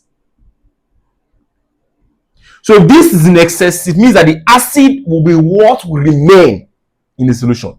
So it means it's 0.5 what? Acidic. This is my answer. Very straightforward. I hope this is clear. Good. Where are we? Option A is correct. Yup. 0.05. 0.5 acidic. Option A is correct. Where are we? I think I should stop this series in question 20 and give you guys the remaining 10 as an assignment. But it's going to be too long. Yeah, I'll give you guys the remaining 10 as an assignment. Let me do a question on neutralization so we can end this series. 20 questions is enough, I beg. I'll give you guys mental assignments. I don't they solve. So I'm very happy that I've actually touched every single thing. So I'll give you guys as an assignment. I'll pin it in the comments. So go and go to the comments and do it. Please do the assignment. 10 questions. Okay? Let's look at the last question for this series. Question 20. Name of the board. Question 20. 20. Then 10 assignments for you. So I solve 20, you do 10. That's fair now. It's not fair, it's fair. So that we don't even keep repeating ourselves, because everything I've been doing is repeating. Right? So let me do one that is entirely different from everything we've been doing. Concentration. Yep. Alright, you see it now. So I'm also going to give you questions on limiting reagents. Very, very interesting question. Don't worry, I'll review the 10 questions when I'm done. Let me just do this one. Now, this is on concentration. What volume of the screen? What volume of 0.2 moles per dm cube of H2SO4, right, will exactly neutralize 25 centimeter cube of 0.05 molar sodium hydroxide? Class, we have already written the reaction. Let me write it again. H2SO4 plus 2NaOH to give me what? Na2SO4 plus 2H2O. So I already written reaction for you. So I think that helps, right? So this is what we're using. So this is a neutralization reaction. They said, what volume of H2SO4? So I'm asking for my VA. So my Na in this case is 1. My NB is what? 2. That's this one. Right? My CA is 0.2. My CB is 0.05. My V is 0.2. Let me check. Okay, correct. My VA is what I'm looking for. My VB is 25. Right? Right? Good. So that's all. That's all. So what's the formula? CAVA over CBVB equal to NA over NB. Do you understand? So what's my CA class? 0.2 times what's my VA? We don't know. Divided by what? What's my CB? 0.05. What's my VB? VB is what? 25. Equal to what's my NA? 1. What's my NB? 2. Do you understand? Cross multiply. What am I saying? 0.2 VA into 2 equal to 25 times. Let me just do it straight. That's giving me 0.4 VA, right? Is equal to, so 25 times 0.05, press calculator. That's 1.25. Right? My VA will now be equal to what? 1.25 by what? 0.4.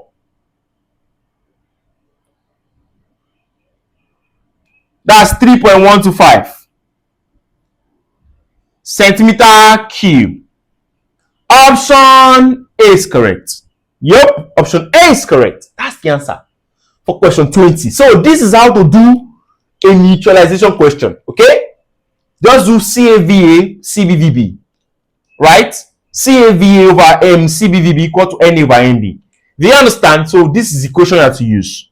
Always. For what? Neutralization. Do you understand? So that's basically it. 20 questions done in series 3. Man, it's not easy. So the remaining 10 that's making 30 is in the comment box. So the questions are very, very straightforward. Everything is straightforward. Trust me. Every single thing. Just review them. Alright? So for the question 21, the question 21 is saying that pure sulfuric acid in a liquid of density 1.84. Right? So the density is 1.84. So density is what? Mass over volume. Do you understand? So from there you can basically get, so what volume of it will be required to prepare 250 centimeter cube of 0.2 molar solution. So 250 centimeter cube molar. That's N. You can get your N from there by saying 250 times 0.2. When you get your N, you now say mass over what? Molar mass. This is sulfuric acid. So the molar mass of sulfuric acid is 98. So you multiply 98 by the number of moles you got to get my mass. Then you now put the mass here. They gave you density already. You get your volume. Do you understand? That's 21. For 22, what mass of sodium carbonate is in 500 centimeter cube of 0.1 molar sodium carbonate? Very straightforward. Just do it. You know, N equal to CV. So this N can still be mass over what? Molar mass. Same thing. 23 straightforward, 24 straightforward, 25 straightforward, 6, 27, everything is straight. For that 28 is limiting reagents. Try it out. 28 limiting reagents. You guys should go to the comment box and try it now. Please do it. And that's everything. Yeah, that's everything. So I hope we enjoyed series 3. And this is the grand finale on stoichiometry. So maybe for 2027 JAMB, I might just pick one more topic again and do a proper series on it. But I think this will be all for 2026. Maybe that'll be all. Do you understand? I think that's all. The rest are going to be for my paid students alone. If you see my channel now, I just uploaded like 3-4 videos this year, right? But we have almost 50 videos for my students. So this is just so that you guys can see what's happening in the tutorials, and that's basically why we put it out in the public. All right. So I hope we enjoyed the video, and I hope we enjoyed series 3.0. Make sure to check out series 1 and series 2 if you haven't watched it. Please watch it. It's very, very important. Okay. If you're a student If you're writing JAMB, I think it's already too late. It's already too late to be part of our tutorials. This is, I'll upload this video maybe 6th. You can still join. You have like 10 days. You understand? Just come to me. I might do something for you, alright? But if you're watching this video later on, let's say from 10th, there's really no need. I just wish you good luck in your exam. I pray that you pass your examination. And of course, if you're watching this video, maybe eventually another month, and want to be part of our Stoichiometry classes, just check the description below to see how to enroll in our tutorials. And if you're watching this video anytime at all, you can make inquiries. My number is on the screen to see how you can enroll in our paid classes. I remain Ajaks, see you Ajaks tutorials. Thank you for watching and see you in my next video. Bye.